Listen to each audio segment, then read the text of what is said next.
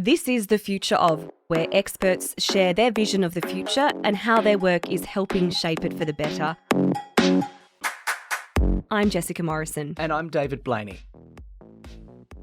Many of us are nervous about being judged by others, but for those with social anxiety disorder, the fear of being in a social situation can lead to excessive sweating, trembling, and heart palpitations. To discuss this topic further, with us today is Peter McEvoy, a professor of clinical psychology at Curtin University. Thanks for joining us, Peter. My pleasure. What is social anxiety disorder? We all probably admit to experiencing some social anxiety, some discomfort in social situations at some times in some contexts. So sitting job interviews, for example. Recording podcasts. Exactly, recording podcasts. Being at parties sometimes when we don't really know many people. There may be some mild social awkwardness, but that tends to be transitory. It passes quickly. When we're talking about social anxiety disorder, we're talking about a level of social anxiety and panic, the symptoms of which you were just discussing, really start to become debilitating in some important way in the person's life. So they report to us that it really affects their ability to even apply for a promotion, for example. They find it very difficult to interact with people at work or socially, and they really can feel very socially isolated in their lives. So that really the anxiety is dictating what they're able to do or not do in their life. So that's when we start to think about a social anxiety disorder.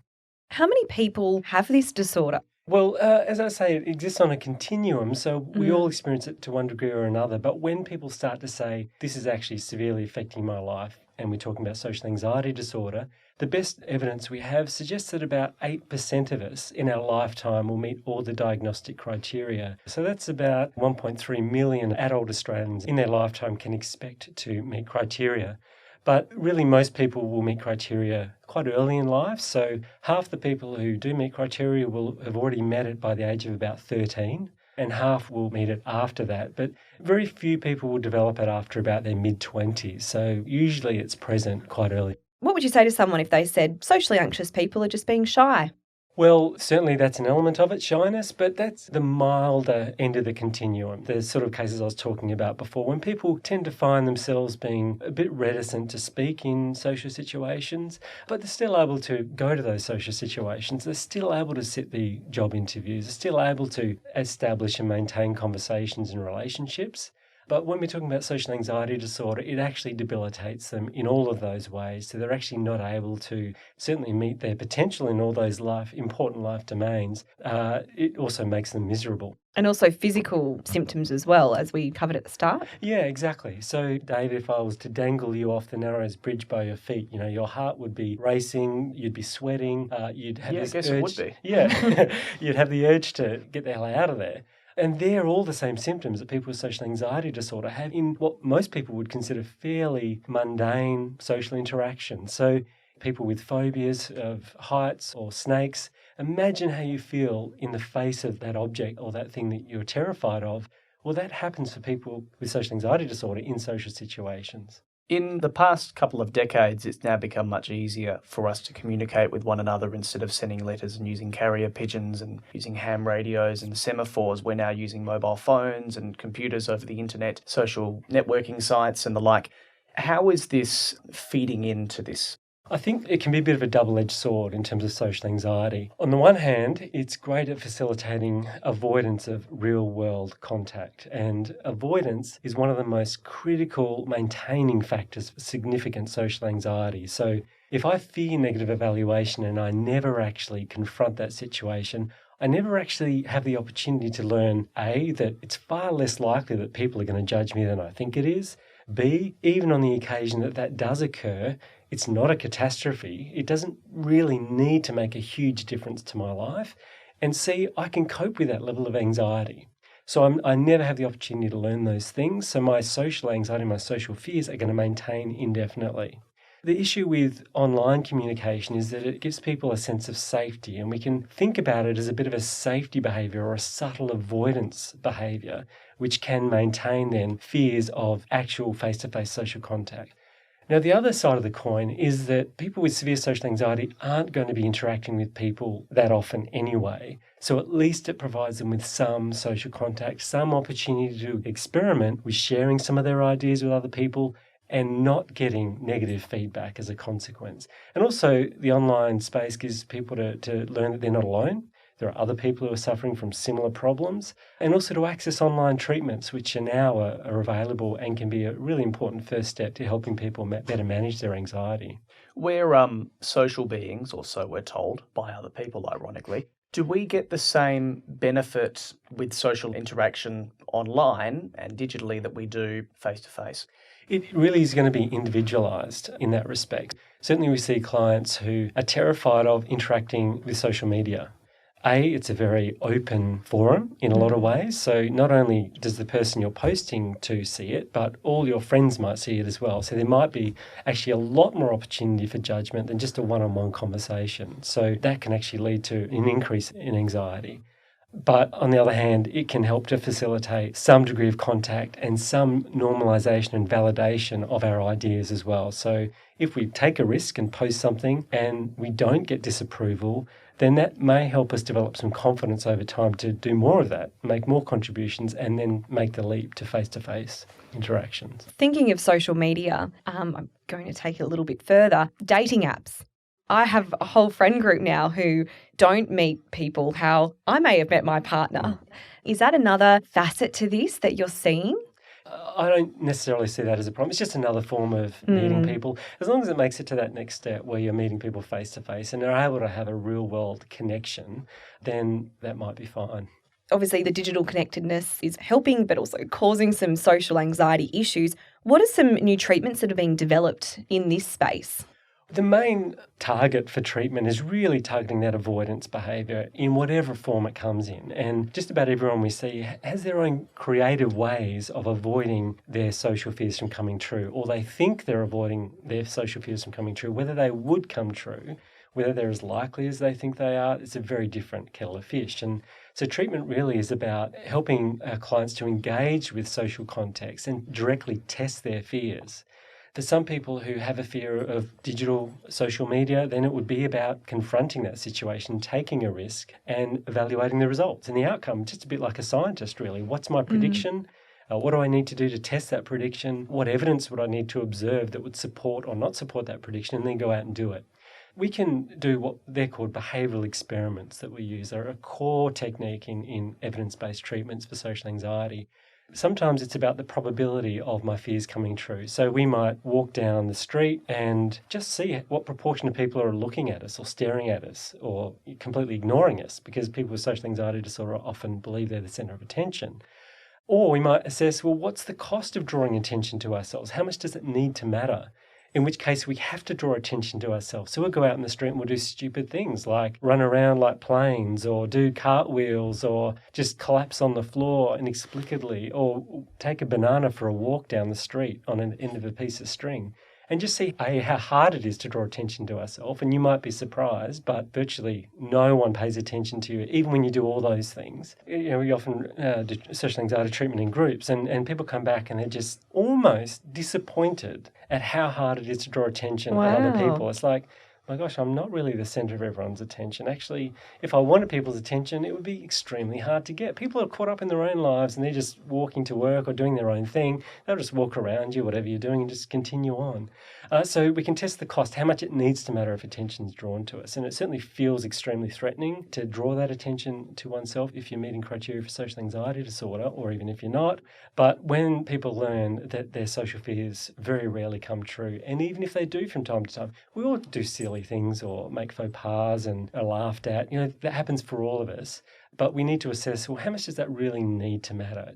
Do the people who are laughing at us kind of get past that? Can we get past that? Can we tolerate the anxiety? And how much does it need to matter in a year's time or 5 years' time what's just happened? So there are all the things that we need to learn. And we can learn that in what we call in vivo, like in the actual situations themselves when we're testing that.